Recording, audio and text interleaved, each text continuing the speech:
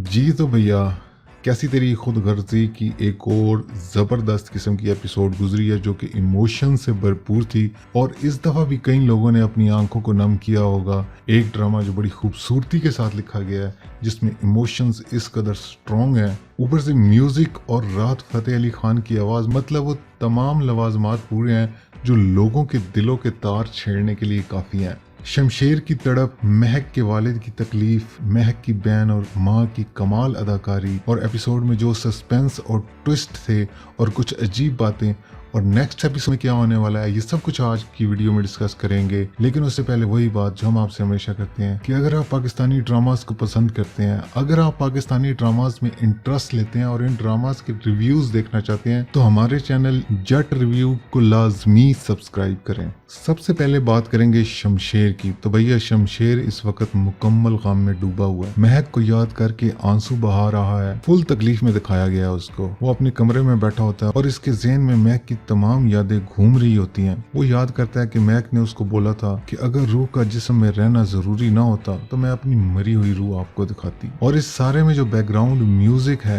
कमाल, और सॉन्ग की पोएट्री और राहत फ़तेह अली खान की आवाज, क्या बात है। तेरे दामन से लिपटा था मेरा आंसू गिरा तो नहीं, तेरा साया मेरे आगे, मेरी आवाज पीछे है, तेरा दिल कोई पत्थर है, मेरी जान इसके नीचे है, मेरी सांसें मुझे दे दो, खुदारा मुझको जीने दो, मेरी फरियाद सुन ले तू, कभी सुन मेरी मर्जी, ये तेरी मर्जी, ये तेरी मर्जी, ये कैसी तेरी खुदगर्जी। और इस सारे में शमशेर के आंसू, मतलब कि वो तमाम आइटम पूरे थे जो आपको रोने पर मजबूर कर दें। वैसे ड्रामे के अंदर जिस जिस जगह पर सॉन्ग प्ले किया गया है वो सीन कमाल थे। एक और सीन जो मुझे बहुत अच्छा लगा, जब शमशेर और उसके बाप के दरमियान बात हो रही होती है। वैसे तो इस ड्रामे के राइटर हैं रादैन शाह, मगर इस सीन को देखकर मुझे एक लम्हे के लिए लगा कि राइटर हैं खलीलुर रहमान कमर, क्योंकि ऐसे फलसफियाना डायलॉग उन्हीं से एक्सपेक्ट किए जा सकते हैं। तो सीन कुछ इस तरह से था कि बाबा साहब अपने बेटे से फरमाते हैं कि मुझे एहसास है तुम्हारी तकलीफ का, मगर मोहब्बत की भी एक हद होती है, मरने वाले के साथ मोहब्बत नहीं की जाती। तो आगे से जवाब आता है, मोहब्बत की कोई हद नहीं होती बाबा साहब, एक दफा जब ये मोहब्बत किसी को अपनी हद में ले लेती है ना, तो फिर बेहद होती है। बेहद तकलीफ, बेहद चाहत, बेहद दुख, कुछ भी हद के अंदर नहीं होता। फिर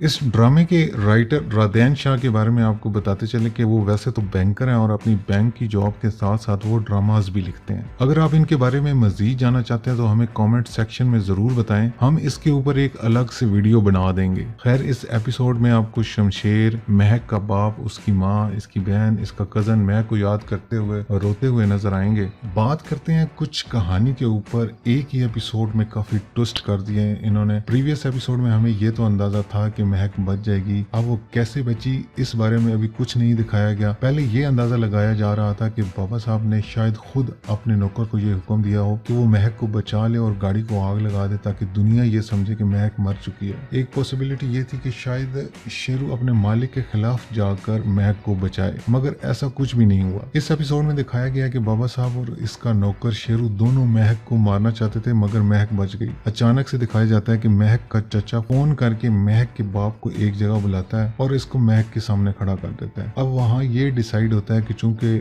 महक की मौत की खबर फैल चुकी है और अगर लोगों को ये पता चला कि महक जिंदा है तो शमशेर फिर से इसकी जिंदगी अजीरन कर देगा, इसलिए इस खबर को मख्फी रखा जाता है और महक को मुल्तान भेज दिया जाता है ताकि वो शमशेर से बच सके। हैरानगी मुझे उस वक्त हुई कि मुल्तान पहुंचते ही शेरू ने महक को देख लिया कि वो जिंदा है। यार, ये शेरू तो बहुत ही एडवांस नहीं है, या इसकी किस्मत बहुत अच्छी है, या फिर इसको ISI वाले मुखबरी करते हैं और इसे फौरन से पता चल जाता है कि इसने किस टाइम पर कहाँ होना है। और बैड लक महक के लिए कि वो बेचारी जहाँ भी चली जाए बदकिस्मती से वो हर जगह नजरों में आ जाती है। खैर जी, अब नेक्स्ट एपिसोड में दिखाया जाएगा कि शमशेर के घर वाले इसके लिए बहुत परेशान होंगे क्योंकि वो महक की यादों से बाहर ही नहीं आ रहा। और ये बात भी बाहर निकलेगी कि बाबा साहब ने महक को मरवाया है और बाबा साहब किसी हद तक अपनी फैमिली के सामने इसको एडमिट भी कर लेंगे कि मैंने सिर्फ अपने बेटे को मरने से बचाया, मतलब किसी हद तक इसका एतराफ कर लेंगे। वो महक का कजन एहसन महक का बदला लेने के लिए शमशेर को मारने की कोशिश करेगा। अब शमशेर जख्मी होगा या नहीं, ये भी एक सरप्राइज है। दूसरी तरफ महक मुल्तान में जिस फैमिली के साथ रह रही होगी, वो फैमिली भी महक से थोड़ी इनसिक्योर फील करेगी। महक को वहाँ रहते हुए काफी मुश्किलात का सामना करना पड़ेगा। इससे आगे की कहानी क्या होगी, ये हम आपको नेक्स्ट वीडियो में बताएंगे। आप इस ड्रामे के बारे में क्या राय रखते हैं, हमें कमेंट सेक्शन में जरूर बताइएगा और हमारे चैनल जट रिव्यू को सब्सक्राइब करना ना भूलिएगा। अल्लाह हाफिज।